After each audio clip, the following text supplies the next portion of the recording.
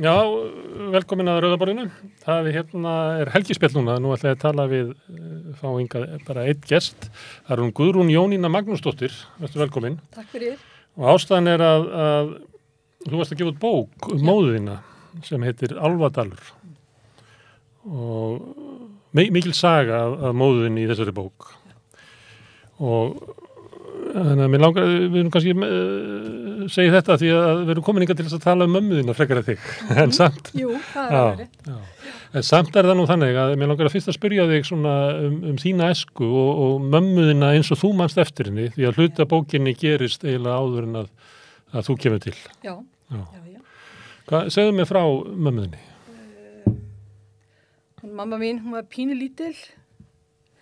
1,56 eitthvað svoleiðis, rauðhærð, skapstór, hörkudugleg kona. Bara, ég man ekki eftir henni öðru sem vinnandi, fram á nætur og pabbi var verkamaður, kom nú til að því hann þurfti að hætta í námi þegar börnunum fjölgaði ört. Og þau voru mörg, eða ekki? Jú, 10 í allt, hann átti 8 af þeim. Já. Og þannig það var oft lítið á milli handana og þá fann hún alltaf eitthvað. Hún saumaði, föt og seldi og fór út að vinna þrefristihús, fór í sokkaverksmiðjuna Evu sem var starfrækt á Akranesi í Kanada. Alltaf að. Og hún vaknaði á nóttunni til að fara út og taka þvottinn hér, náttúrulega ekki við hann að koma, en að þurrka þvottinn úti af 12 manna fjölskyldu. Maður gerir það. Eða þannig. Já, hún elskaði að dansa, mikið grín í henni, elskaði tónlist en var alveg laglaus sjálf. Hún svæði okkur samt alltaf, hún söng alltaf fyrir okkur á kvöldin. Ef að pabbi heyrði ekki. Já.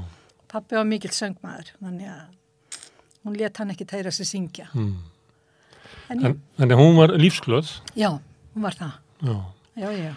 Og þú nefndir Akranes en þú maður sýst eftir í Andakílsavirkjun í Borgarfirði. Já. Og þar bygguðu fyrst. Já. Þau kynnast þar, pappa og mamma. Þannig að mamma bjóð þar áður eða? Já. Hún í vist hjá vélstjóra og konni hans og pappi kostgangari hjá afa og ömmu. Í fæði þar. Hann vann við að byggja virkjunina. Hún byrjaði að starfrækja hana 1947 og hann var búfræðinemi á Hvanneyri og fer svo upp í virkjun að vinna og þau kynnast þar. Þannig að svona, já. Það sem að móðir þín var með foreldrum sínum. Já. Og stóru systkinahóp. Nei. Það er nefnilega, það er þannig að þau byggu á Álfadal og Ingjaldsandi, þar sem að bókin heitir eftir. Já. Sem vestur á fjörðum í utarlegi Önundarfirði. Já. Og þetta landlugtu dalur, Ingjaldssandur, það er ekki farandi í hann rétt yfir hásumarið. Og nú var þið á bíl, en þá valla á bíl, held ég.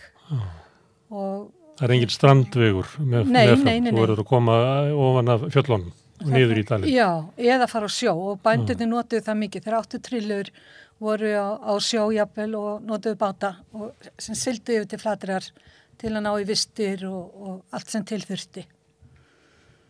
Og síðan þegar þau leysa upp heimilið vegna þeirra aðstæðna sem að ég tala um þetta í bókinni, að þá flytur afi niður í virkjun og amma með mömmu ófríska niður á Akranes. Og síðan fer hún aftur til afa með barnið og þau ætla að taka þetta barn að sér. Og þá erum við eiginlega komin að því sem bókin fjallar um. Já. Hún fjallar um að afi minn var barnanýðingur og sálarmorðingi. Og hann sem sagt á 2 börn með mömmu minni. Og fyrra barnið kemur undir á Ingjaldsandi. Amma veit ekkert að hann sem sagt, mamma í vist frá 5 til 11 ára. Og þegar hún strýkur úr vistinni og verið í vist þá er maður að vinna á kirkjubóli í Valþjóðsdal hjá hjónum.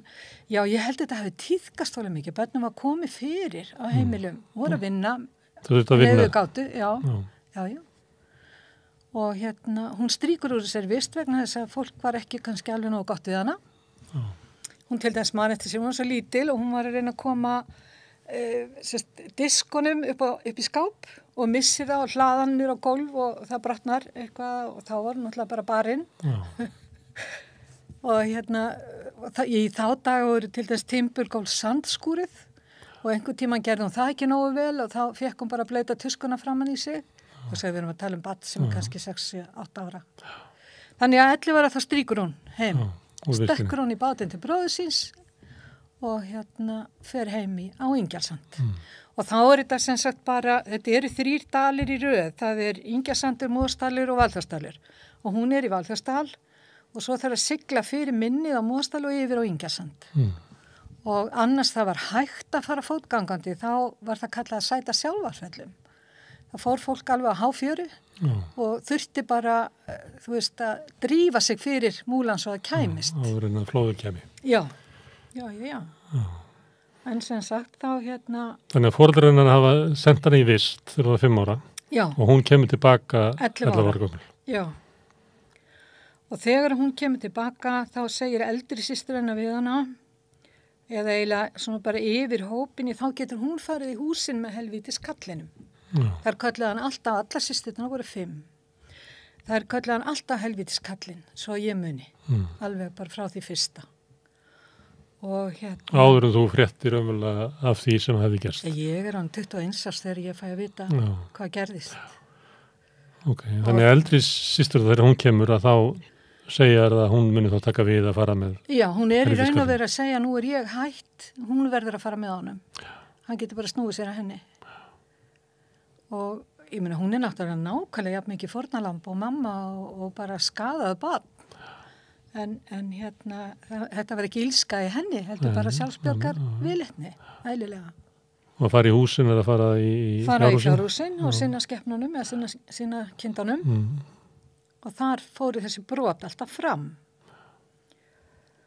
En svo eignast hún með honum, hún er 15 ára þegar hún verður ófrísk eftir hann. Og þessi ár, frá því hún 11 ára, þá hún er 15 ára, þá er henni haldið heima eins og fanga. Hún reynir að strjúka, hún reynir að tala við fólk og segja frá og þegar að afi verður var við það, ég held að amma hafi ekki vitað um þetta en allavega stoppaði hann ekki afa í því að halda henni heima.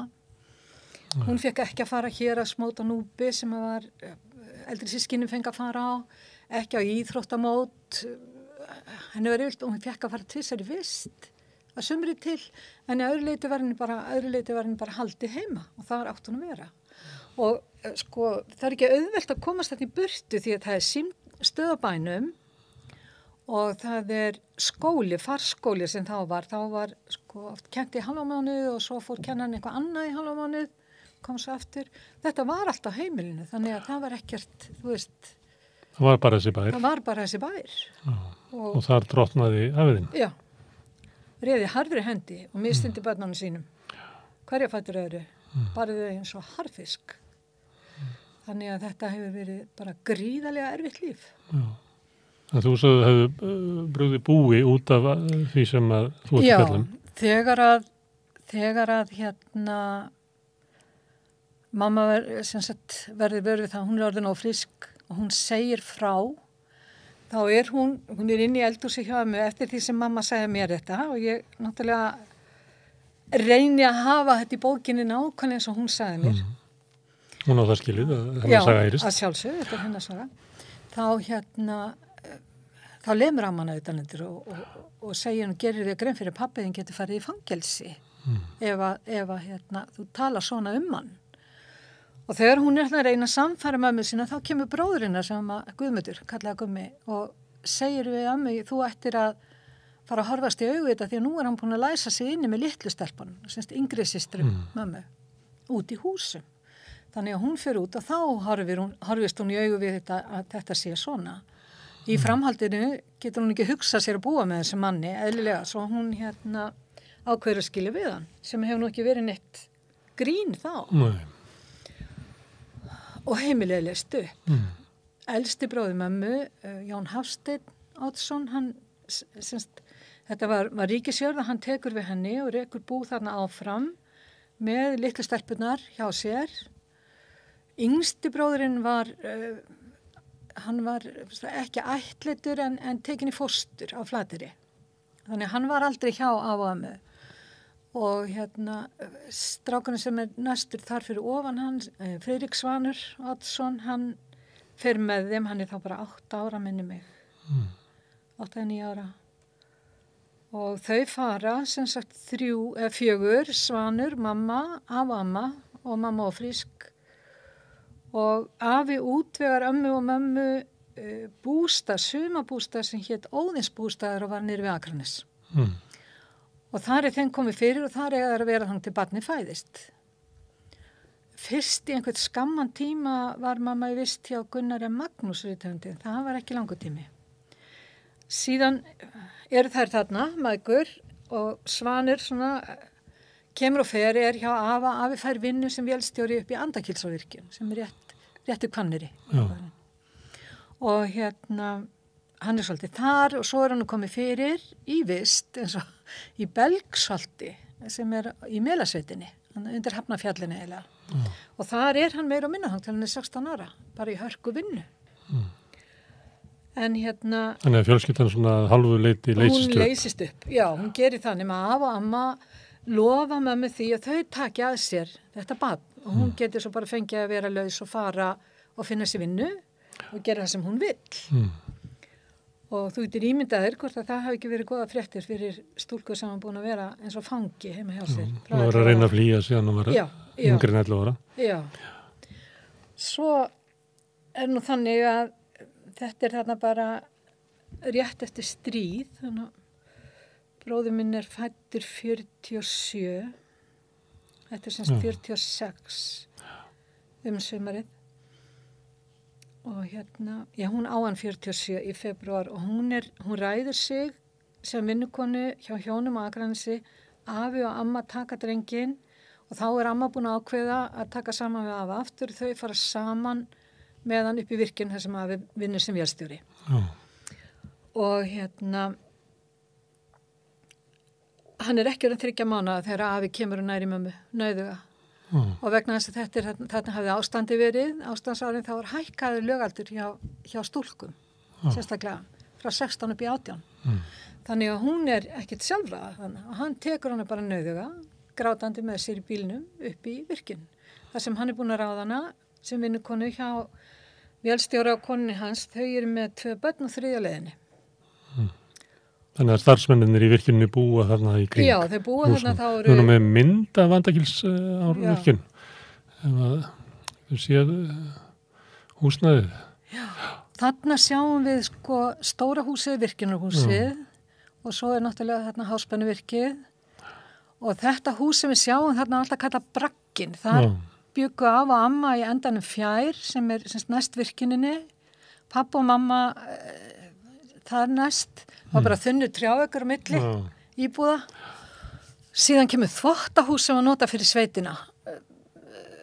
Eftir að þetta sem sagt eftir að virkjunum var byggð, þarna bara 2-3 ár síðan virkjunum var byggð og þá var þarna alveg heljarstóra tjaldbúðir með svíjum sem komu og byggðu túrbínurörið og komu fyrir vélunum og allt. Og síðan þarna þetta þvottahús og svo skólinn í endanum sem við sjáum næst. Þannig að ég faldi mig all sumur og las allar kennslubækur. Þannig að mamma henni sótt og sett í vist þarna hjá fólki sem að vinna með afhænum. Já, og húsin sem að það voru 2 hús sem að vélstjórarnir, sem stöðvarstjórinn og vélstjórinn byggu, þau voru upp á hæðinni, það sjást ekki að þessar mynd sem við vorum að skoða. Að hún ráðin til að vera þarna. En býr hjá foreldrum sínum? Nei, hún býr hjá þessu hjónum, já, þar. Svo gerist það rétt fyrir jólin, þá fara þessi hjón til Reykjavíkur bara til að kaupa inn jólagjafir og annað og amma far með þeim fram og tilbaka. Og afi dettur í það, brýst glugga til að komast inn og brýst inn og nauðga mömmu. Og hún verður strax ófrísk aftur. Og þar komin drengur sem sagt lifir ekki 3 mánuði. Fæðist 9. september. og feluleikurinn var svo mikill, sko það var svo margt sem ég átti að mikið á fyrir að fór að skrifa bókina. Eins og þetta, hún sagði alltaf, hann var alltaf kallaði Lilli litli. Og hún sagði, já, hann var fættið 3 mánuðum fyrir tíman. Af því að hún alltaf byrjar ekki að búa með pappa fyrir að hún komin rétt 3 mánuða leið. Þannig að það mátti náttúrulega, það var það að passa. Og enginn hefði séð þau saman áður, þarna fólkin í kring, skilur. Og var þér sagt að þetta hefði verið albróðin þá? Já, mér var sagt það. Og það var, ég vissi ekki betur þegar ég finn niður á Skaga, eða við, heldur hann að Valgeir sé líka albróða minn, elsti. Nema að þessi drengur sem sagt fæðist náttúrulega bara fullgengin með. En hélt einhver niðri og hún sagði að hún hefði ekki getað baða hann, hún þurfti að smyrja hann með olíu, og húðin var svo léleg og hann deyr þannig, hann bara veslast upp. Deyr þarna bara rétt tæplega 3 mánaða held ég. Þannig að þetta... En þá eru foreldrar þínir byrjaðir að búa? Þau byrja að búa þannig að hún reynir allt til þess að sko, ég náttúrulega veit ekki hversu, ég veit hún var búin að reyna fyrirfæra sér og hún var búin að tala það oft við af og ömmu. Það væri ekkit annað í stöðunni. Dóttir vinkonu ömmu hafði fengið fóstureyðingu að fara með togara til, ég veit ekki, Húli eða eitthvað. Til að sækja fóstureyðingu? Já, því þetta var náttúrulega ólöglegt á Íslandi og engin læknir sem svo vita var til sem að gerði þetta. Þannig að mamma og bræðurinn gátu safna fyrir farinu en ekki fyrir fóstureyðingurinn sjálfur, hún var svo dýr. Þannig að hún snýr heim aftur, alveg bara lömuð og veit ekkert hvað hún á að sér gera, en afi hafði sagt við hana akkur reynir ekki við hann Magnús, hann svo hrifinn af þér. Og hún náttúrulega gat ekki hugsa sér að blekkja hann, en hún talar við hann og spyr hann hvort hann vilji taka sig að sér. Og hún sé komin ófriska öðru barni, það sé eftir mann sem giftur, bæði barnin eftir sama mannin, en hún vill ekki segja honum, hún segir honum að hún hef ekki verið í ástandinu, en vill ekki segja honum hver faðurinn Og hann fær ekki að vita það fyrir 70 eitthvað. 1970? Já, 1970, sko. 30 árum síðar? Já.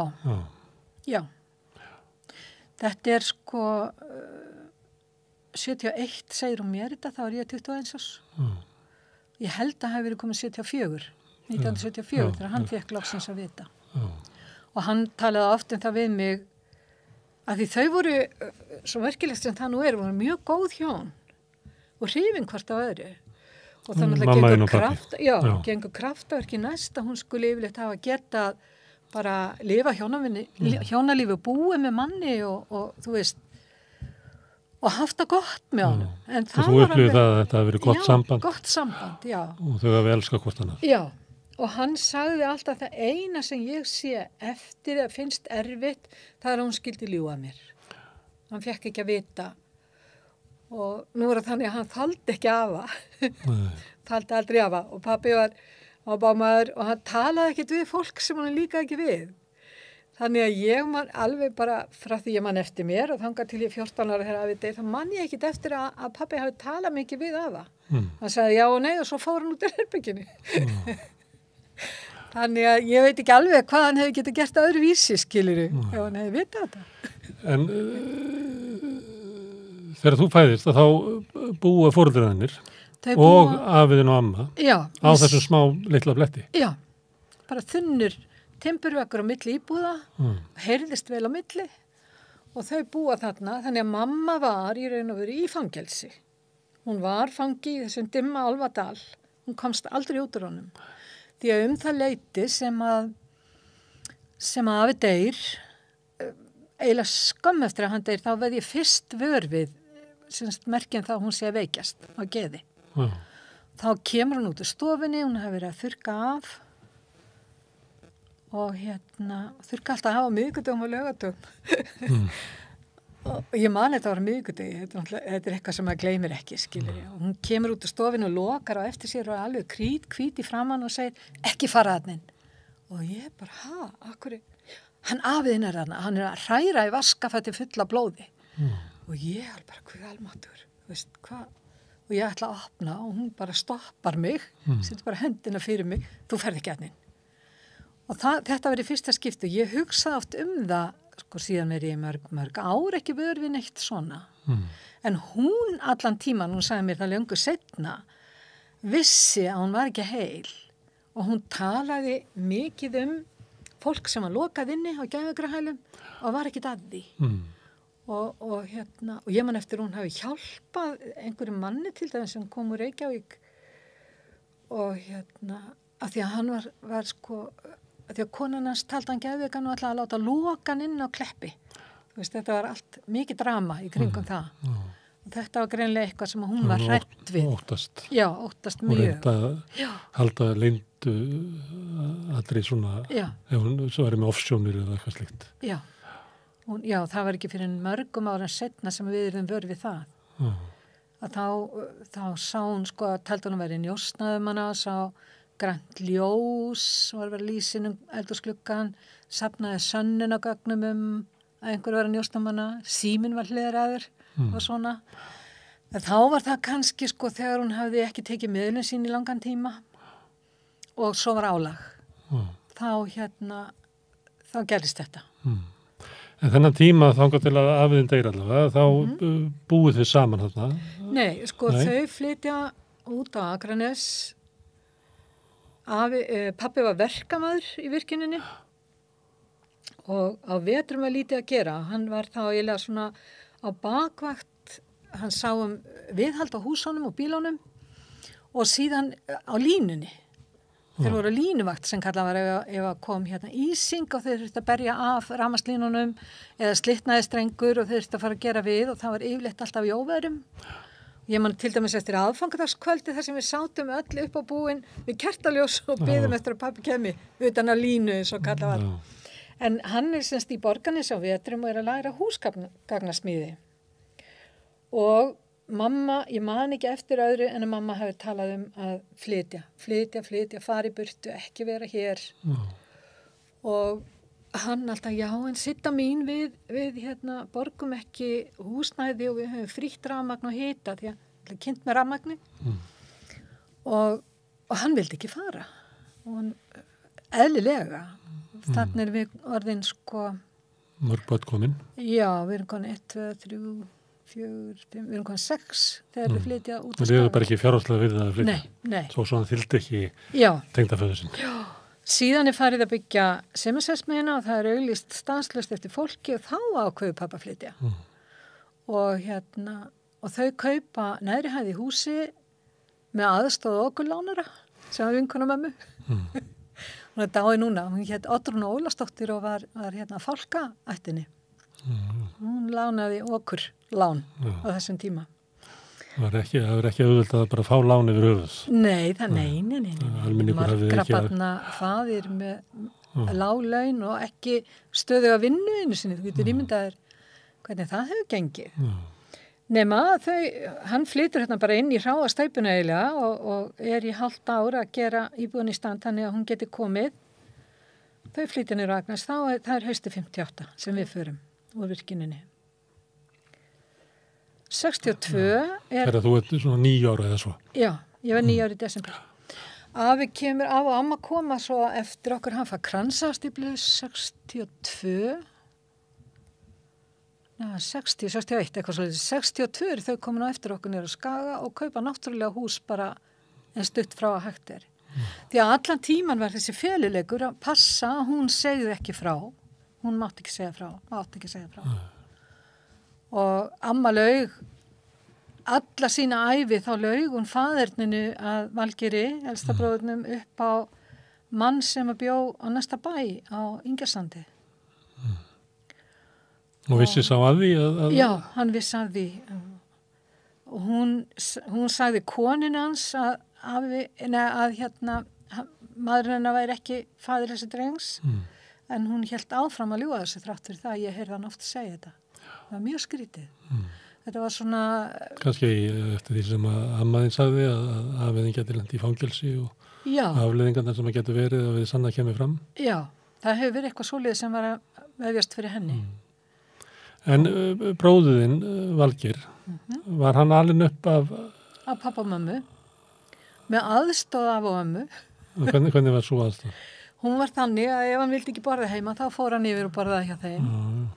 Hann fór með afa í veiðitúra og alls konar slarkferðir, bara þegar hann var orðin 9-10 ára og var hann farin að fara og flækjast með honum.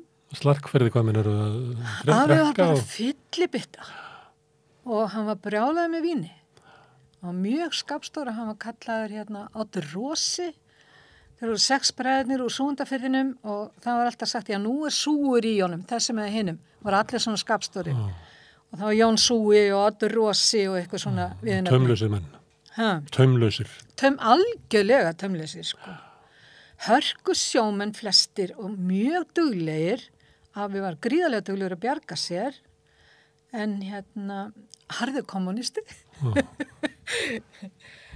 En ég mannestur, ég hugsaði því á 60 ára, afi minn er heimskur. Það segði mig frá þegar þú ert ungstelpa og unglingstelpa. Hvernig upplifður þú afa þinn? Fannstu vænt um hann? Nei, mér þótti ekki vænt um hann. Mér var ekki illa við hann heldur. Og hann var góður við strákana, en sko málið var að þegar ég líti baka, þá sé ég að bæði mamma og amma héldu mér markvisst frá hann. Amma rak mig alltaf tilbaka ef ég kom og ætlaði að heimsækja hana. Og Þó svo hún verið heima? Já. Hún vildi bara ekki fá þig inn á heimilið? Vildi bara ekki fá mig inn á heimilið. Vildi ekki að þú væri fyrir framan augun á hann? Já, þannig var það. Og ég man sérstaklega eftir, sko ég fenn alltaf 8 ára þegar við flytjum niður á Skaga, en ég man eftir veturinn sem þegar ég er að fermast, ég er 13, því fætt svo sent á árinu, skilur. Og þá er ég að koma heim í hádeginu og ég var alltaf í ABEC sem kallaði var, það var svona krakkar sem áttu betra með að læra, það var sortirað þannig, A og B voru fyrir hádegi og C og D eftir hádegi og það voru verkmenntakrakkarnir. Svona var þetta þá. Og afi satt alltaf, eftir að hann flytur niður á Akranesi, þá situr hann alltaf í eldhúsinu þegar ég kem heim í hádeginu með svona svarta spanjólu, svona alpahúu, reykt eins og skorsteinn og svona feitur með ístru og breiddi einhvern veginn úr sér þarna átti eldhúsi, þú veist. Og mamma bara með 2 rauða díl í kinnunum að hamast við að gera þetta og hitt og þú veist, það þurfti að smyrja í bitabóks og það þurfti að elda mat og koma honum á borði. Þarna er heitur matur 2 á dag á þessum árum. Og hún er með litlu börnin svona treppugangi á gólfinu, skríðandi og sitjandi og rétt fann að stælast og eitthvað. Og hann er alltaf komdu nú bara niður til okkar og getur fengið sérherbergi og fullt af bókum því að ég var algjört sko lestra dýr. Og þú getur bara verið að haft það gott og lesi og svona og ekki sérherbergi á okkur og eitthvað. Og þetta var viðkvæði alla hennar vetur. Og mamma alveg brjálið í hvers skipti sem þetta var nefnt. Og náttúrulega skilum maður. Ég skildi það ekki þá, en ég skildi það núna. En þú segir að bræður móðurinnar og kannski fleiri að við vita þetta, ammaðinn vissi þetta á þessu tíma. Amma veit þetta. Og fleiri kannski. Já. Það er ótrúlegt þegar maður fyrir að ræða við fólk hvað margir vissi og það er líka jafn ótrúlegt hvað margir vissi ekki og hvernig það skiptist. Já. Og segðu mig frá því hvernig það. Já, sko, yngsta systir mín, Jónína Björg, hún hefur verið mikið fyrir vestan, farið í ferðir og þá spyr hún alltaf, þá ræðir hún þetta alltaf við fólk fyrir vestan og það, margir segja, já, það vissi þetta allir á sandinum. Það Ingersandur kallar sandurinn. Vissi þetta allir á sandinum og það vissi þetta allir segja aðrir við mig þegar ég fer að ræða þetta eftir ég flyt upp í Borgarfjörð, býð þar bara í nokkur ár. Þá sögðu sumir, já, aldrei heyrt þetta afiðin og amma bara þessi yndislegu hjón og komið svo vel fyrir og allt saman sem þau gerðu. En aðri segja, já, afiðin, það var nú meiri skaphundurinn og þau vissu þetta nú allir. En af hverju gerði enginn eitt? Já, þess vegna þessi bók. Þú lítur að velta í fyrir þér. Af hverju? Já. Sko, það er gerandi þarna, það er líka stór hópur sem að raunverulega vendar hann. Já. og mér var sögð saga sem reynda kemur fram í bókinni þegar þau flytja frá Flateyri og út á Sand. Þá fara þau á bát með allt sitt dót og börnin og þá standa bændirnir upp á kambi sem kallað var svona malakampur fyrir ofan fjöruna á Sandinn með hendur í vössum og hrækja í áttina að bátnum. Þeir ætla ekki að hjálpa þessi manni að flytja þarna. Og það kemur einn bóndinn frá Sæbóli og hann tekur ömmu að sér og hjálpar henni með yngstu börnin inn í hús á meðan verið að bera frá borði og koma, öllu upp í Álfadal. En og ég hef alltaf staldrað við þetta og hugsað með mér af hverju, hvað var hann búin að gera af sér út á Flateyri til þess að hrekjast þaðan í burtu. Hann var vélstjóri, hörku duglegur, var með bát þarna, ég held hann að vera á Kúskel, meðal annars allavega. Og af hverju var þetta ekki velkomin viðbót í þetta samfélag, það var ekki eins og þetta væri margir, þetta var lítið þorp, var hefði haldið það fá svona duglegan mann væri gott, en nei, hann greinlega var búin að mistaka sig á einhverjum þarna sem hann átti ekki að skipta sér af. Þannig að hann braut gegn móðunni og hann braut gegn eldri systrum hennar. Já. Og hann hefur líklega brotið gegn miklu fleiri.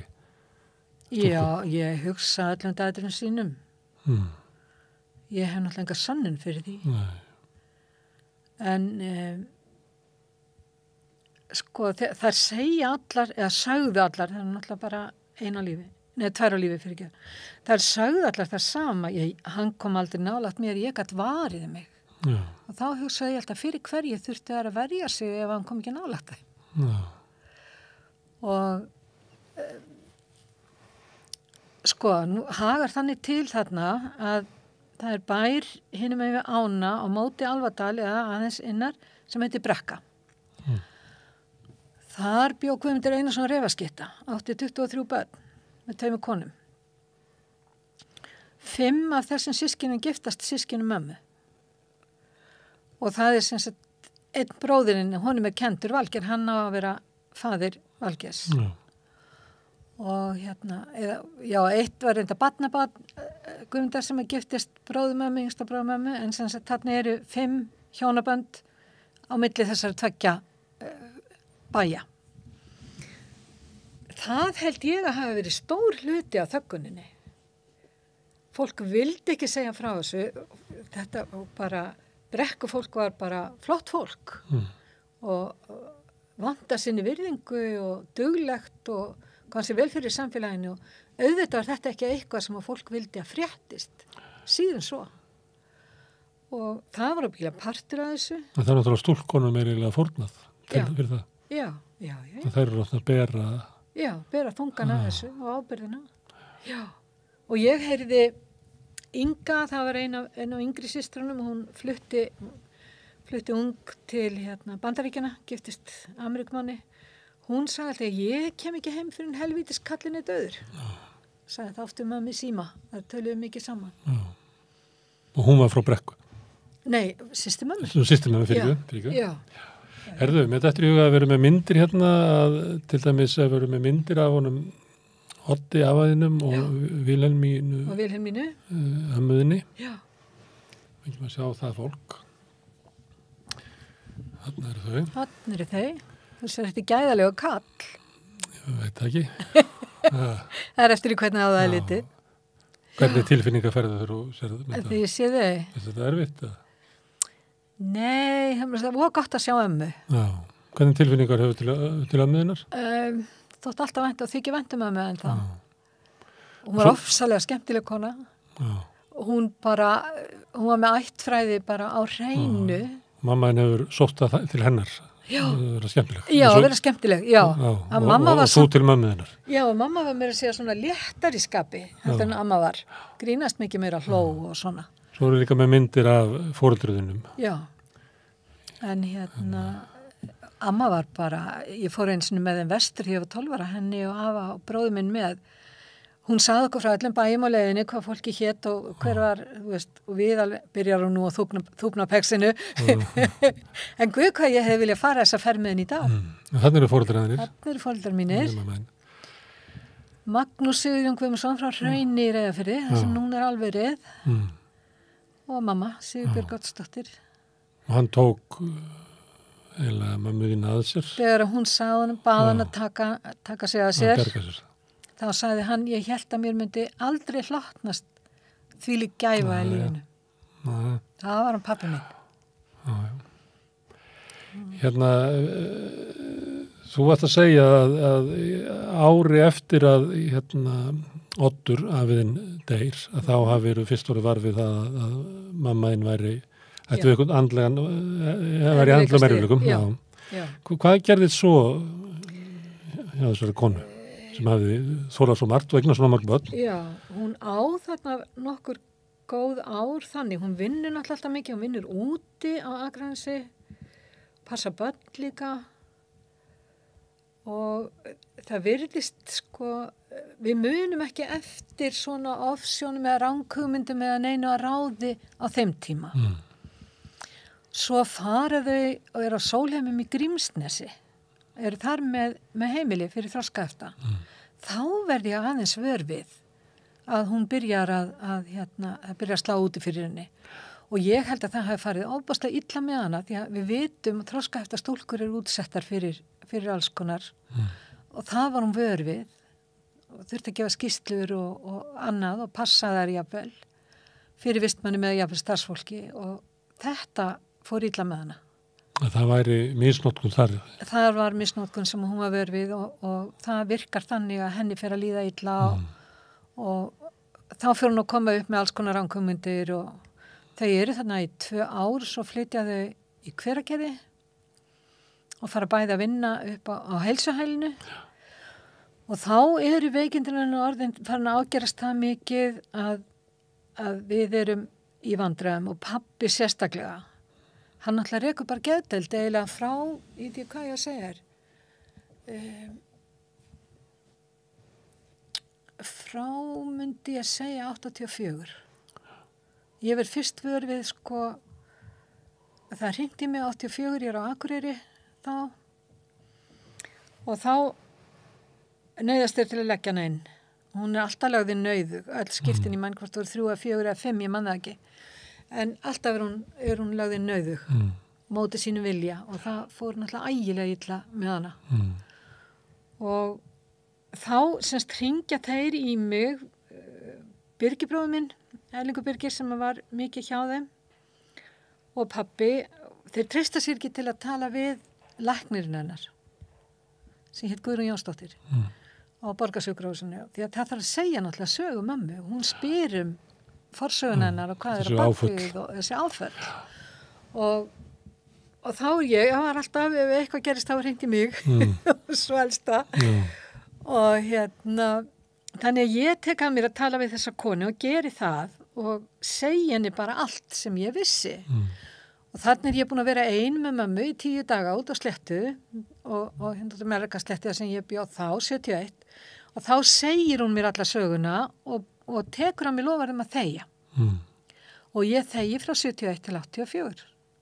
Ég sagði manninu mínum þetta einhver tíman á því tímabili, sennilega einhver starf miðju tímabilinu og svo þegi ég bara áfram. Nema þarna segja frá og hún þegir bara þessi kona, nafna mín og segir svo loksins ég hef nú bara aldrei heyrt neitt þessu líkt og þar með eiginlega líkur okkar samtali og það sem gerist þarna en svipa leiti það er að Valgeir sem var bara erfiður einstaklingur skal nú engan undra hann fekk alla vestu gallana sem að afi hafði hann var skapstór, hann var ósannsögull hann virti ekki eignarrétt annara og bara grensulaus og taumlaus já, algjörlega, já, það er ekki hægt að segja hana þarna lendir hann í útistöðum við systir mína sem hann gift lögreglumanni upp á Akranesi því að hann hefur verið tekinn ég held að hann hefur verið bæði fullur og próflaus á bílnum og mamma verið brjáluð því að hjá henni var að það er mér að kenna hann er til, sagði hann alltaf löngu áður en ég vissi hvað staðan var og Og henni fannst sko, fyrst að þeir væru máar, það átti hann ekkert að taka hann. Átti bara að láta þetta afskipta laust. Svo hún slítur, eins og hún hefði gert við mig áður, þegar hún sagði mér alla söguna, þá sleit hún svo allir sambandi við mig í mörg ár. Að því að þá var svo hrædd að ég færi að tala um þetta við alla og þá bara þurfti að gera mig tortryggilega og það var ýmislegt sagt um mig sem að stóðst ekki alveg á þeim tíma. Og eins var það þarna, hún slítur sambandi við systur mína og bara, og þetta tekur náttúrulega ægilega á þau hjónin, það hefur verið mikill samgangur og hún er náttúrulega badgóð með afbrigðum og þarna á hún orðið sko 4 ömmustráka, kröftu og hressa og skemmtilega krakka. Þannig að þú getur ímyndað hvort þetta hafi ekki verið erfitt. Svo við ákveðum að maður minn segir, þú verður að segja þeim. Svo ég hringi í þau og við vorum að fara í bústað, byggðum að koma norður og í bústað með okkur og segja þeim. Og það var svo skrítið, svo segja þau systkinunum þetta í framhaldi og það segja alltaf allir, já, nú skil ég. Já, það er þannig, eða ekki? Þannig er það. Það var líka þannig 71 þegar mamma þið sagði þér þetta. Jésús, já. En guð hvað ég spurði, ég var alltaf af hverju ég gerði amma ekkert og hvað þetta og hvað hitt og af hverju laug hún, þú veist, ég var endalaust að velta mér upp úr okkur, varð hún ekki dætur sínar? Hvernig stóð á því og hún fattaði ekki hvað var í gangi? En það virðist, eftir því sem ég kennst næst, þá vissi hún það ekki fyrir hún þurfti að horfast í augu við það eftir að mamma er orðin ófrísk. Svo skrítið sem það var. En tók samt saman við hann aftur? Já. Hún gerði það. Hérna, þegar að mamma þín segið það frá þessu, má ég spyrja því hvernig hérna... Ég fekk sjokk. Já, ég er eiginlega að spyrja því, sko, hvað raða maður þessum upplýsingum, því að það er ekkert eiginlega pláss inn í heilanamannum fyrir þetta. Maður setur hann í koffort og maður skellir. Já, það er ekki hilla fyrir þetta, það er bara að loka hann í. Já, það var mín viðbrögð. Já, og þú gengur með þetta ráðlega einn, þá 71 til 84, það er 13 ár. Ég sagði 2 bestu vinkonum mínum og þær voru báðar orðlausar og það var aldrei rætt meira. Hvoru þeirra rætti þetta meira? En eftir að mamma hafði sagt þetta og þú segir að þá hafði hún svona slitið sambandi við þig og var það eiginlega bara alveg eftir að hún segir þetta og þá vildi hún ekki hitta þig eiginlega eftir það. Já. Henni fundist það mjög óþægilegt að hitta þig eftir að þú vissir. Já. Og það var eins og, hún yrði svo skelfingu lostin í hvers skipti sem hún vogaði sér, maður getur orðað þannig, að trúa einhverjum fyrir þessu hræðilega leyndamáli, því hún trúði auðvitað fleirum fyrir því á ævinni, ekki mörgum, en ég var allavega að tala við 3 konur. Að þá var hún alltaf svo skelfingu lostin, þá var hún svona svo hræddum, en hún gerðist eitthvað bara voðalegt. Hún var að gera eitthvað sem hún mátti ekki. Já, það var alveg deginuljósara. Og þetta var svo þungt, þetta var svo erfitt. Ég man til dæmis eftir, það var eitt sem kom upp þegar ég var að skrifa bókina, þá er ég að segja frá atviki þar sem að afi er greinilega að leggja hendur á ömmu. Mamma er ein heima með okkur systkinin, hún segir okkur að það sé minkur að drepa rottu undir gólfinu. Óhljóðin voru slík og ég segi alltaf, nei, þetta er afi er að meiða ömmu, amma er að gráta, mamma. Og hún bara, nei. Og svo ég er eiginlega fann að trúa henni. Og svo fyrir hún að stað, slekkur öll ljós, dregur fyrir alla klukkan kannski 6 kvöld, vanilega var matur 7, skiluru. Og svo fyrir hún að stað og dregur þungt koffort innan geymslu sem var beint á móti útidyrunum. Setur það þessum fyrir útidyrnar, það var eiginlega bara breiddin útidyrunum gangurinn og síðan tekur hún stól úr eldhúsinu og setur hann þannig að afturfættirinn stólum fara upp fyrir koffertið og að baki á stólum undir húnin, þannig að það er ekki hægt að ýta honum niður. Og ég skrifaði þetta alls, þetta stóð mér svo ljóslefandi fyrir hugskotssjónum, ég glemdi þess ekki. Og ég skrifaði þetta alls saman niður og svo bara þegar ég eitthvað fyrir mína sundleikvim og fyrir að sofa og eitthvað og svo allt í henni bara, ég eiginlega í svefnrofunum því ég hugsa, en Guð almáttugur, hún gerði þetta alltaf. Hún gerði þetta alltaf þegar hún var ein heima. Pappinn er í Akranesi og ef amma var ekki og hún var ein með okkur börnin, þá gerði hún þetta.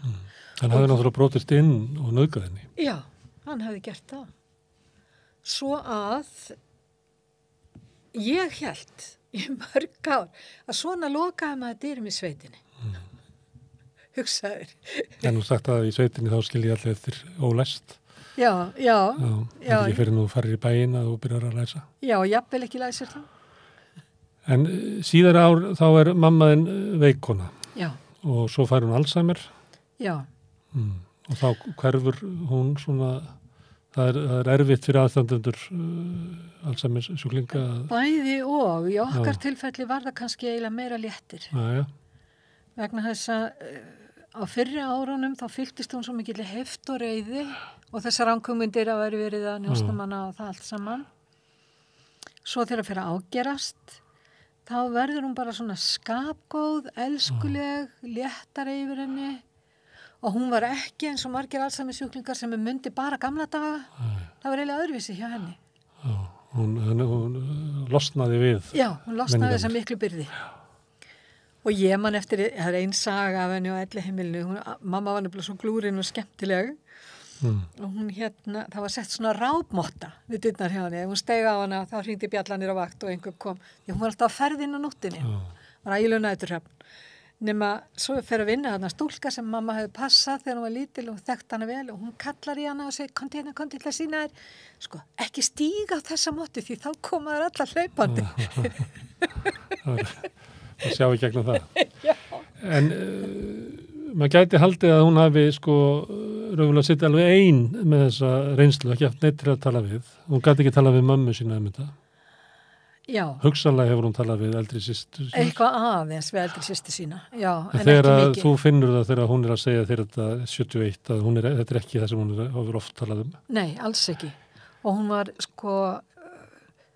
henni þótti óendanlega vænt eldri systur sína. Það voru seinni ár mjög mikla vinkonur og hún hjálpar mömmu gríðarlega mikið. Hún hét Áróra, kallar Róra og hún til þess hjálpar mömmu eftir að pappa og mamma eru skilin að kaupa íbúð, ekki einu sinni heldur 3 því mamma var fyrst í Æsufellinu, svo í Vesturberginu og svo fyrir hún upp á Skaga og alltaf hjálpa Rórenni og alltaf er hún til staðar og þær eru bara gríðarlega miklar vinkonur. En alveg frá því að mann eftir mér var samt alltaf þessi mikla bitur, þetta var svo tvískipt, að út af þessu, fyrst hún er komin, þá getur hún farið með helvítis kallinum í húsin. Þetta er náttúrulega bara 2 Hver sagði þér þessa setningu? Mamma.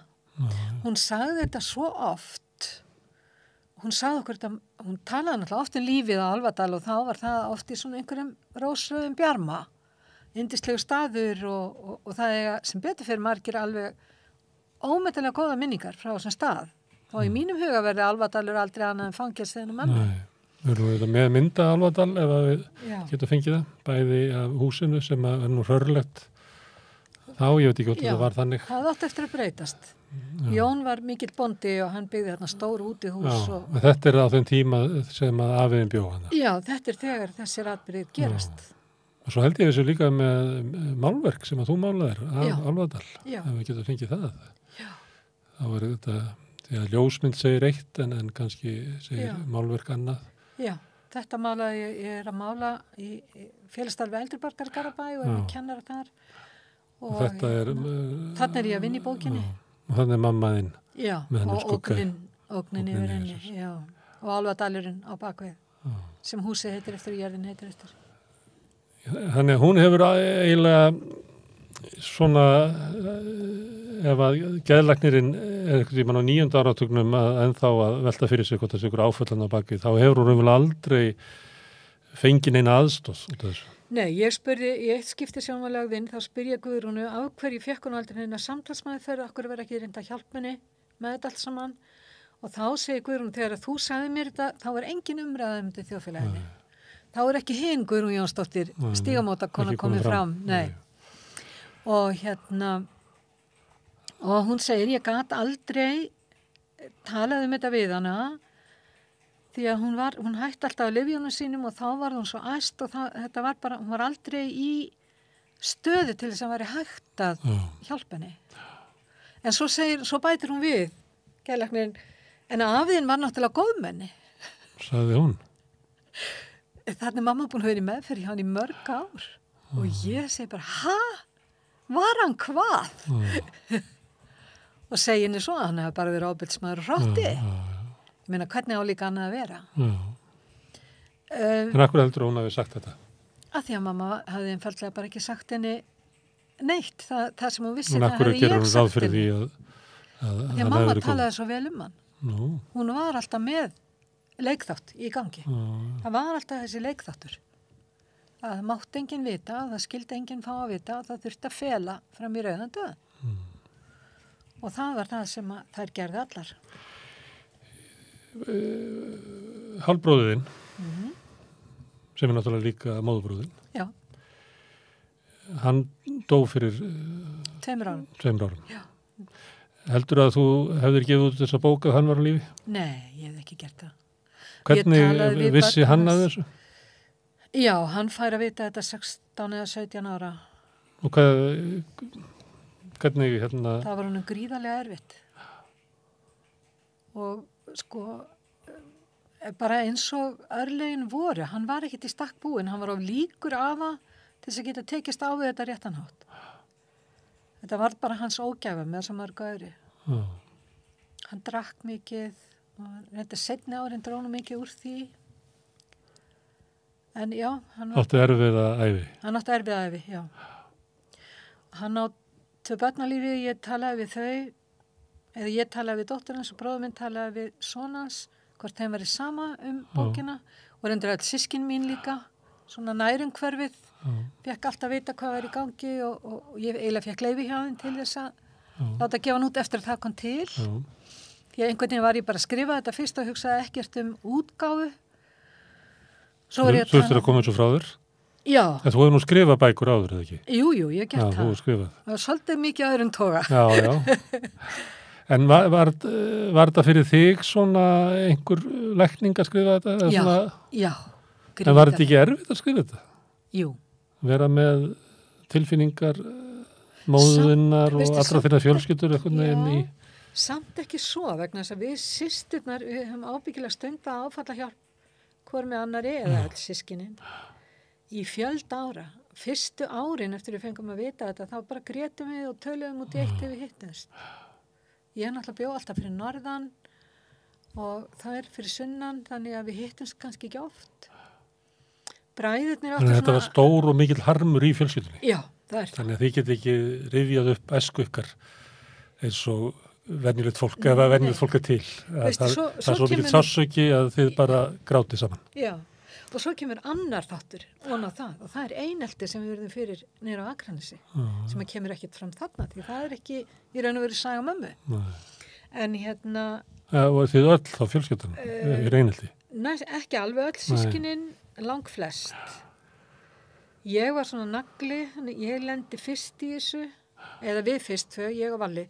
Valgeir, hann var með galla í öðrum mjadmælinu, þannig hann með spelku, svona játspelku sem tíðkaðist þá og gat ekki hlaupið og ofboðslega skapstór og ég man eftir mér standandi undir vegg í skólanum eiginlega reyna að fela mig að því að allir voru að gera at í honum og þeir voru að láta hann elta sig hringinn í kringum skólan í öllum frímínútum. Já, og þeir náðu þeim aldrei. Nei. Og hann svo stóra, hann eldi samt. Alltaf. Alveg brjálaður öskrandi og allt það. Nema sko, þau eru þarna, hann fæðist niður á Akranesi, 47, við komum 58 niður á Akranesi, þetta er ekki mörg ár. Og þú getur ímyndaðir að það er ekki margar konur eða margt fólk á mömmualdri, það er muna eftir henni sem er jakkamlar og margar þeirra eru mæður aftur bekkjarsískina minna. Þannig að ég fæ fljótlega að heyra það að Valli, hann er ekkert bróðinn. Hann er bara hálfbróðinn. Og ég fer með þetta til mömmu og mamma, nei, hann er Magnússon. Og lítur, þú veist, lítur undan og fer undan í flæmingi og ég fæ aldrei annað svar en það að hann er Magnússon. Svo fer að styðja mér aftur næsta dag og þann næsta dag og ég bara, nei, hann er Magnússon, hann er bróðir minn. Og einhvern veginn að því að ég, þú veist, let ekkert beygja mig með þessu. Það dóið út. En þetta var samt partur af einelti. Ég var góður námsmaður, ég var krakki. Og það auðvilt með að læra og las mikið. Og var með þeim efst í bekknum. Það féll ekki alveg í kramið hjá sumum. Þannig að það var aðlega einstelpa hérna í bekknu sem laði mig í einelti og það, jáfnvel þannig hún sparkaði í mig. Það hætti þegar ég tók á mótinni, allavega líkamlegt og svona, já, mestuleiti andlegt. En bróður minn, sem 3 árum yngri en ég, hann lenti illa í einelti. Systir mín sem 10 árum yngri, sömuleiðis.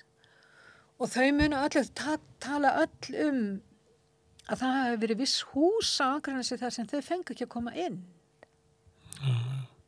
Það var eitthvað sem ég var ekki vör við. Þegar þið væruð bara ómerkilegt fólk. Já, börn þessari mellu sem var ófrisk 15 ára. Og ég veit ekki hvort fólk hefur haldið og hann væri í ástandinu eða hvað var í gangi, skilur við. Og það voru alltaf, krakkar þau endurtaka ekki nema þau heyrið að við eldhúsborðið heima hjá sér. Þau semjið þetta ekki sjálf. Nei, þau semjið þetta ekki sjálf. Þannig að glæpir af að þeir spilna á mömmuðinni og börnunum hennar. Öllum nema honum með það. Já, segir ekki Biblíunni að syndi feðranna erfast í 7. lið? Já. Er það ekki þannig? Hérna, þetta saga og hún byrjar í mjög afskiptri sveit í gömlu dögum. Já. Og þetta fer svona aftur. Já. En það var erfiður hluti. Það var erfitt að, þú veist, ég þurfti að stunda heilmikla rannsóknarvinnu. Hvernig fór maður á milli frá Borgarnesi og Suður? Það var skip. Já, þetta tími sem liðin. Já, og svo löngu liðin. Já. Þú heldur honum á lífi.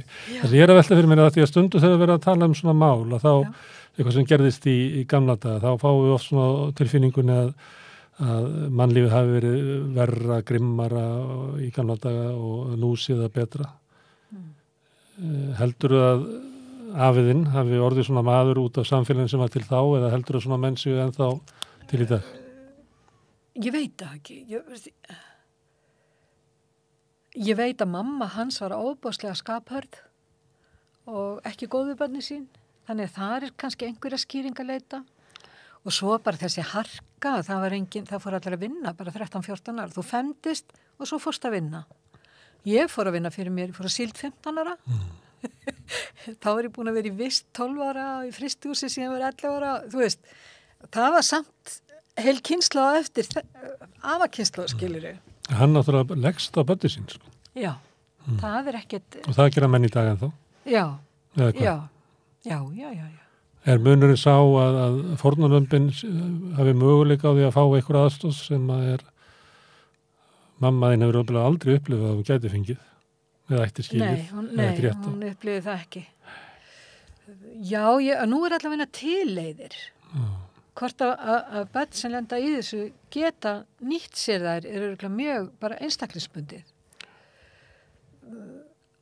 Hún bjóði svo mikið og ég hugsa hún hefði aldrei bara þórað, eins og lýsingin hérna þegar hún læsir að sér. Hún bara undir, ég veit ekki hvað, þvílíku okki og þvílíku harðræði að hún verði veik andlega því hún vogar sér að segja frá heila. Í raun og veru. Hún sleppur náttúrulega aldrei, þannig að eldir hann. Nei, hún sleppur aldrei, hann fylgir henni eftir til 64. Já, bara þannig að það handað það drefst, já. Það dáði ekki þetta að skepna. Drafst. En þegar þú skrifar þetta fyrir sjálfa þig. Já. Og kannski fyrir fjölskylduna. En svo gefur þetta út, þetta þá, þú vilt að fólk lesa þetta. Og ég hvet fólk til að lesa þessa sögu. Má ég lesa fyrir þig? Ég að fara á bókakynningu. Já, svo þarf ekki að spyrja því. Já, ég að fara á bókakynningu á Akureyri 28. nóvember. Og ég var að hugsa þetta. Þá segi ég, þegar ég árita þessa bók, hef ég gjarna skrifað að ef allir þegja, þá gerist ekkert. Þess vegna Alvadalur. En nú hef ég séð aðra hliði á þessu. Á dögunum var Inghild Jóhansen sem var tilnefnd fyrir hönd Noregs til bókmenntaverðlauna Norðurlandaráðs fyrir bókina Þetta G.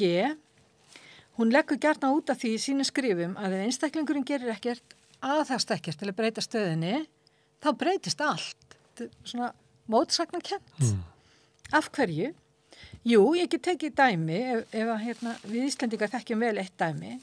það er bygging sem ekki haldið við og hún miklar, ekki rétt. Grotna niður, skemmdirnar eru faldar undir yfirborðinu og grafa þar sig. Og hvað svo? Ef ekkert gert í kjölfar kynjamisréttis, áreitis og ábeldis, gerist nefnilega mjög margt. Allir sem koma að því bera þess merkjum ókomin ár. Innra með einstaklingunum myndast graftakýli, ósæðra orða og ónefndra gjörða. Gröfturum veldur skaða á einn eða annan hátt, grefur sig, verður á blóðeitrun, grefur sig jafnvel inn að mænu og lamar einstaklingin. Myndrænt. Ég átti ekki vona því að varpa einhverju sprengjun í samfélagi með sögu sem hófst fyrir rúmlega 80 árum. Og flestar aðalpersónuna löngu látnar, en raunin var önnur. Fjöldi einstaklinga úr stórfjölskyldunni hafði samband við mig eða forlagið. Þeir vildi gæta þess vandlega að vera ekki bendlaðir við atburðir sem lýstir í bókinni. Gerandinn var ekki þessi, heldur hinn. Og þetta kom ekki fyrir mig, voru athugasemdir sem haldið var hátt á lofti. En ég verði viðurkenna þegar ég las undirskriftina, sönn saga kynferðisofbeldi, þöggun og afleiðingar, þá brá mér. Mér fannst þetta sterkt og sláandi, svo ég skil alveg viðbrögð skildfólksins. Einhverjir hringdu í bróður mömmu eða fjölskyldan hans hvort að hann hefði verið gerandi. Sá sem að bjóða áfram í Álfadal. Bjóða áfram á Álfadal. En reyndar eru 40 ár síðan þessi bær fór í eyði, hugsaði. Þetta er 80 ára gömul, 80 ár síðan. Það kemur nú fram í yfirlýsingu þeirra sem lögmaður sendir. Já. Að þau er ekkert að vefengja neitt sem stendur í bókinni. Já. Þau gera það ekki. En hrætt við að hann sé bendlaði við þetta. Já. En svo segi ég bara, ég minni mjög svo málgefna fjölskyldi eins og hefur nú kannski komið skýrt í ljós hérna. Það hefur nefnilega ríkt alveg gríðaleg þöggun. Myglan hefur grafið undan undirstöðu byggingarinnar, blómstrað í hornunum, valdið öndunarerfileikum og lúnabasli. Myglan hefur kraumað undir yfirborðinu. Hvernig getur líf 11 barna orðið öðruvís en þungbært ef þau alast upp hjá ábeldisegg og ómenni? Sleppur einhver óskattaður úr hildaleg blekkinga, barsmíða, ábeldis og frelsissviptingu. Sumir verast halda að ef þeir trúa því að þetta hafi ekki komið fyrir þá sé málinu lokið. En eftir að hafa lesið Álfadal getur hver dæmt fyrir sig. Málinu er ekki lokið. Sem við sjáum bara á viðbrögðum þess fólks sem að þið er í fjölskyldinni. Auðvitað margir líka sem eru mjög sáttir við þessa bók og kannski mikið fleiri. Ég hef séð svoleiðis skrifað á samfélagsmiðla frá þannig að kynslóðinni kannski fyrir neðan þig og... Já. En að því að tala um fjölskylduna svona atburðir, svona glæpir og svona þessi þöggun. Já. Heldur þetta geti, að þú tekur þetta dæmi að myglu og eitthvað svona, heldur þetta hafi haft bara áhrif á öll ykkur? Já, ég efast ekki það. Grafið sig og valdi skaða. Já, það er ekki spurning. Og það er bara... Og þá hjá hverju ykkar eða þá í samskiptum ykkar eða hvernig? Bæði. Sko, eins og hjá okkur núna síðar ár, hjá okkur systkinunum hefur þetta kannski valdið meiri samstöðu og meiri væntumþykju. En það er alltaf einhver viss svona óstjórn sem kannski komið frá gamla. Þú veist, við erum öll skapstór, bara hvort að sinn máta. Og sum ráða ekkert á vel við það alltaf. Og það er partur af þessu. Og það er kannski líka bara afleiðingin af þessu öllu saman. Þú ælst upp hjá manneskju sem er ekki heil. Og hennar viðbrögð er ekkert alltaf eðlileg. Eitt dæmi, ég eins og ég búin að tala mikill lestrarhestur, fékk lánaða bók hjá vinkonum minni þegar ég bjó upp á Akranesi, ég hef verið svona 11-12 ára. Þetta voru strákabækur sem hétu Kim-bækur. Kem ég heimingstæðar neðan á bæ og mamma stendur í dyraskýlinu og leið og ég kem þá lemur hún mig utanundir. Það var eitthvað sem hún gerði ekki. Og svo segir hún, djöfullum varst þú að fá lánaða einhverja kynbók? Þú sagði viðbröðin. En hún veikist, þú ert elst af alls systkinunum. Já. Heldur að þú hafi kannski fengið betri hlutan af mömmuðinni? Að hafi bitnað með sjúkdómurinn, hafi bitnað meira á þeir sem er yngri? Já. Það er nú hlutur sem við ræðum og lítið um. Það er erfiðleikarnir á því að alast upp hjá foreldrum sem að kannski eitthvað stað var þetta orðað þannig hafi ekki fulla foreldra hefni út af sjúkdóma. Já, sko ég fyrir alltaf heima 15 ára. Ég fer á síld og síðan í menntaskólan í Reykjavík gefst upp á því að ég hafi gefnað því. Og fer að vinna upp á Víðstöðum og kynnist þar manni mínum. Þannig að ég fer ekki heim eftir það. Mamma ekkert orðin eitt svo veik þegar ég fer að heiman. Alls ekki. Sko. Og það eiginlega ekki þarna fyrir 84 þá ég búin að búa nærri landi í mörg ár sem að þetta virkilega farið að segja til sín. Og ég eiginlega get ekki alveg að setja mig í spor yngri systkinu minna. Hvað það varðar, skilur við. Til þess hefði maður þurft að vera á staðnum og sjá hvernig. En ég man alveg eftir svona hlutum eins og mér langaði skátana og hún sagði nei, það svo dýrt og eitthvað svona. Ég var í raun og veru í sama fangelsinu. Ég var í landsprófi þá fór ég á bíó með krökkunum og við stóðum á einhverju götuhorni og erum að spjalla og klukkan að vera 11:30 sennilega kvöld þá kemur pabbi allt inn á hjóli og hún ekki bíla heimilinu lengi og þá hafði mamma sendt hann að ná henni. Hún var alltaf á vaktinni. Ég fór ekki á böll. Þegar heimurinn hættulegur.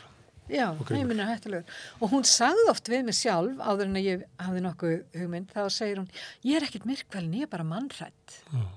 Og það svona setningar sem að rifjast svo upp fyrir manni og verða svo grimmar og svo öðruvísi. Þegar maður er búin að fá vitneskina undir og átta sig á því hvað var í gangi. Það er eitt sem er að segja líka. Það var svo ótrúlegt. Það kemur fram í bókinni reyndar. Að Guðrún Jónsdóttir geðlæknir sem var átti mömmu. Þetta kerfið ég veit ekki hvort það er í dag, en það var þannig þá að læknir sem tók á móti sjúklingnum, hann áttan. Og það mátti engin annar læknir sjá hann á neitt hátt. Þannig að við Jenny systir förum með mömmu, Jenny kemur með hann á hana Skaga og við leggjum hana inn. Þá er hún bara í geðrofi, alveg kolbrjálið og við förum með hana á Borgarsjúkrahúsið og þá vorum við í basli með að fá að vera stað með hana þar sem hún var ekki fyrir allra augum og því að auðvitað man fólk þó að sé í geðrofi það man alveg hvað er í gangi og hún var oft búin að tala hvernig leiði illa út af einhverju sem hafi gerst. Og þarna var fullt af litlum krökkum og mamma var svona badgóð eins og hún var henni liðið illa yfir því að vera með einhver skot og leiðindi við barninu eða fólkdarnu eða vatni að vera. En nema við fáum loksins herbergi. Á geðdeildinni á Akureyri er herbergi fyrir aðstandendur. Það er 15.000 manna bær. Í Reykjavík er ekkert svoleiðis í gangi. Og við fengum að vera inn á einhverju risastóri aðgerðastofu sem greinlega hafði ekki verið notið í langan tíma var þykkt rykla yfir öllarninni. Síðan kemur kona að tala við mömmu og mjög notaleg við hana og við Jenny systir lítum hvora aðra, já, nú er hún koni í góðar hendur. Þessi kona kann að tala við hana. Því að bara eftir 10 mínútur þá samþykki mamma að fara inn á deild sem að við svörtu kettinni, sem hún kallaði okkur, svartklædda þarna, vorum að neyða hana til, en þarna var það sem sagt allt í lagi. Og við förum með upp og það færi með hana inn á geðdeild, þannig sem er ingangurinn við aðalinganginn á Borgarsjúkrahúsinu. Síðan segir hjúkrunarkonan áður nú læsir, svo kemur læknirinn hennar að tala við ykkur. Læknirinn hennar segir, á ekki þessi kona verið með hana? Nei, og hún nefnir nafn á einhverjum manni, hann á hana. Ok, við býðum frammi, öllum erlinum í andirinu, svo kemur þessi læknir, og hann er greinilega hraðferð og má eiginlega valla vera að því að tala við okkur og ég segi strax, heyrðu við þurfum aðeins að fá að spjalla við þig, þú veist ekki sögun hennar eða ertu búin að lesa sjúkraskýrslunar hennar? Nei, hann hefði ekki gert það og hann vissi ekkert um hvaða lyfjum hún var á eða hvernig hefði verið séð hana í Hveragerði því að það voru ekki samkerðar sjúkraskýrslur á milli heilsugæslunnar og Borgarsjúkrahússins. Ok, við settum okkur við það. Svo bendur hann okkur að setjast bara við barð út í horni við glugga. Þannig var maður að þrífa, fullt af fólki að labba fram og aftur. Og ég segi hvað ætlast þið til þess að við segjum sögun hennar hér og þú veist núna hvaða sögu ég þurfti að segja, eða við, báðar. Jú. Svo að við setjast niður og reynum að fara hrætt yfir sögu og taka þetta svona freka grunnt og stutt, miðað við aðstæður. Og við erum búin að tala við hann svona kannski 10 mínútur þegar hann verður voða vandræðilegur og svo segir hann, ég hef nú heyrt þetta áður, en það var ekki þessi kona, hefur hún lést mikið, hefur hún grænst. Þetta er kona sem hann var búin að vera með þarna í mörg ár undir sinni umsjá. Þú getur ímyndaður hvað hann hefur sinnt inn mikið. Það þekkt hann ekki sjón. Og sögun hennar, já, kannski var það einhver annar kona, hann var ekki viss. Hvað er þessi maður hafi verið að vinna vinnuna sína vel gagvart henni? Þannig að mammaði fekk ekki hjálp heldur þegar hún var orðið veik út af veikindunum sínum. Nei. Hvað þá út af áfallinu? Nei. Þú talar svolítið fjölskylduna. Heldur að svona, þú sagði 7 kynslóðir, heldur að sé þannig að svona... Nei, við skulum kannski ekki taka svo djúpt, en kannski hefur þessi bók eitthvað með það að gera þarna við rofin vítahringur. Það er eina ástæðan. Já. Það er ástæðan fyrir að ég vil ekki þegja. Já. Og samfélagið batnar ekki og ekki fjölskylda þín. Nei. Nema að bókin kom út og við lesum hana. Og sem betur fer í dag hafa unga stúlkur möguleika á daginn eftir pillunni eða hvaða fóstureyðingum og allt. Henni voru alla bjargi bannaðar, hún hafði ekkert. Sem betur fer hefur það breyst. Herðu, Guðrún Jónína, kærlega fyrir að koma hingað og segja okkur frá þessari sögu og til hamingju með þessa bók, ef ég má segja það. Takk. Og takk fyrir að skrifa hana og takk fyrir að koma hingað og trú okkur fyrir þessari sögu og ég vona að sem flestir lesi bókina og hlusta á þessa sögu því að hún á sannarlega erindi. Þetta þar með segi ég lokið helgispjallinu þessi helgina. Rauðaborðið verður næst á sínu venjulega tíma á mánudaginn klukkan 8. Sjáumst á og góða helgi.